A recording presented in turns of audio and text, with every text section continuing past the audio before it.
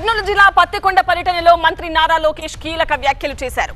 హోసూరు దగ్గర Tata power renewable energy limited company ప్రాజెక్టుల శంకుస్థాపనలో పాల్గొన్న ఆయన కర్నూలుకు 90 రోజుల్లో హైకోర్టు బెంచ్ తీసుకొస్తామని ప్రకటించారు. పాదయాత్రలో ఇచ్చిన హామీలన్నీ నెరవేరుస్తామని స్పష్టం చేశారు. అయితే కొందరు అభివృద్ధిని అడ్డుకోవాలని చూస్తున్నారని మంత్రి నారా లోకేష్ ఆరోపించారు. ప్రాజెక్టుల విషయంలో రైతులను రెచ్చగొడుతున్నారని, వారి పట్ల అప్రమత్తంగా ఉండాలని మంత్రి లోకేష్ సూచించారు. యువగలం పాదయాత్రకు వచ్చినప్పుడు కరెక్ట్ గా కర్నూలు పట్టణంలో కొంతమంది లాయర్లు అడ్వకేట్లు కలిసారు. హైకోర్టు ఇక్కడ ఏర్పాటు చేయండి అని కోరారు. వాళ్ళకి ఒకటే చెప్పా, ఒకే రాష్ట్రం ఒకే రాజధాని, కానీ అభివృద్ధి వికేంద్రీకరణ చేసే బాధ్యత మీ లోకేష్ తీసుకుంటాడని.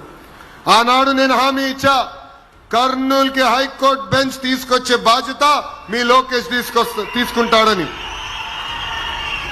90 రోజుల్లో కర్నూలుకి హైకోర్టు బెంచ్ తీసుకొచ్చే బాధ్యత నేను తీసుకుంటున్నానని ఈ సభాముఖ కర్నూలు ప్రజలందరికీ నేను తెలియజేస్తున్నా.